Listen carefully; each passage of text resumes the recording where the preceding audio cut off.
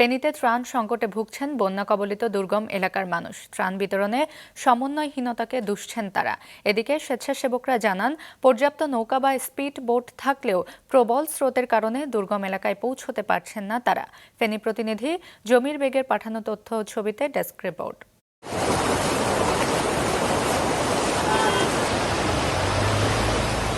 ফেনীর পরশুরাম ও ফুলগাজীর বাড়িঘর, মাঠঘাট, সড়ক সব পানিতে সয়লাব।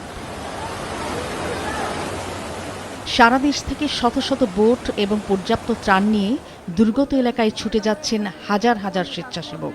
সচেষ্ট সেনাবাহিনী, নৌবাহিনী ও ফায়ার সার্ভিস সহ বিভিন্ন রাজনৈতিক দল এবং সামাজিক সাংস্কৃতিক সংগঠন।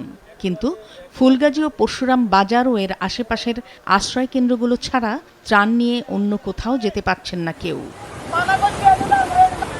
স্বেচ্ছাসেবকরা জানান, প্রবল স্রোতের কারণে নৌকা ও স্পিড বোট দিয়ে প্রত্যন্ত দুর্গত এলাকায় যাওয়া যাচ্ছে না। তার উপর বিদ্যুৎ ও মোবাইল নেটওয়ার্ক না থাকায় যোগাযোগও বিচ্ছিন্ন। কিছু কিছু জায়গায় দেখা যাচ্ছে আপনার যাওয়ার ফলে ওখানে অনেক স্রোত, পানির স্রোত, যেটা আপনার যে নৌকাগুলো নিয়ে যাওয়া হয়, হয়তো অনেক সময় দেখা যাচ্ছে ওটুক যাওয়ার পর আর যাওয়ার কোনো পরিস্থিতি থাকে না।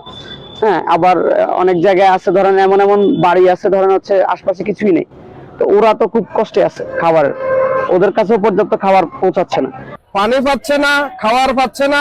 হাজার হাজার মানুষ মারা গেছে শুনতেছি।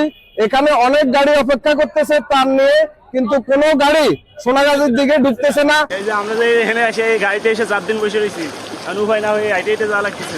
যেমন পানির স্রোত অন্তত না হলে অন্তত 100 ফুলা পাইন রশি দিয়ে মানুষ পারাপার করতেছে, ওখানে তো গাড়ি চলার কোনো স্কোপে নাই। এ অবস্থায় ত্রাণের জন্য হাহাকার বন্যা কবলিত প্রত্যন্ত এলাকায়। বিশুদ্ধ পানি ও খাবার সংকটে পড়েছেন সেখানকার বানভাসীরা। জীবন বাঁচানোই দায় হয়ে পড়েছে তাদের। এখন মানুষ বহু কষ্টে আছে, অভাব খুব কষ্ট। টান আসতেছে না, কোনো জনে খাবার দাবারও দিতেছে না। অনেক বাড়ি ঘরের মধ্যে পানি, আবার মসজিদের মধ্যে পানি, রাস্তা দিয়ে আসছি অনেক জায়গায় এই পানি, মাঝে মধ্যে কোমর পানি, স্রোত বেশি, আসতে আমরা অনেক কষ্ট হয়েছে। যে পানিটা আটকে রয়েছে, এই পানিটার জন্য মানুষজন বাইরে বেরোতে পারতেছে না, মানে বাইরে কি নিজের ঘরেও প্রবেশ করার মতো সুযোগ নাই, ঘরের উপরেও পানি আছে। এখানে তারা স্পিড বোট নিয়ে আসছে, তাদেরকে রিকোয়েস্ট করছি, সেনাবাহিনীদেরকে রিকোয়েস্ট করছি অন্তত সোনাগাজীর দিকে, দলিয়া এবং কি নবাবপুর এসব অঞ্চলে যাওয়ার জন্য। তারা বলতেছে যে চিনে না, তারপরে বলতেছে যে আমি নিজে যাব, তারপরে বলে যে ভাই আমাদের অনুমতি নাই। পাহাড়ি ঢল প্রবল বৃষ্টিতে গেল 19 আগস্ট মুহুরী, কহুয়া ও সিলোনিয়া নদী তীরে বাঁধের 23 জায়গা ভেঙে জেলার পরশুরাম ও ফুলগাজী উপজেলার বিভিন্ন এলাকা প্লাবিত হয়। পানিবন্দী প্রায় 8 লাখ মানুষ।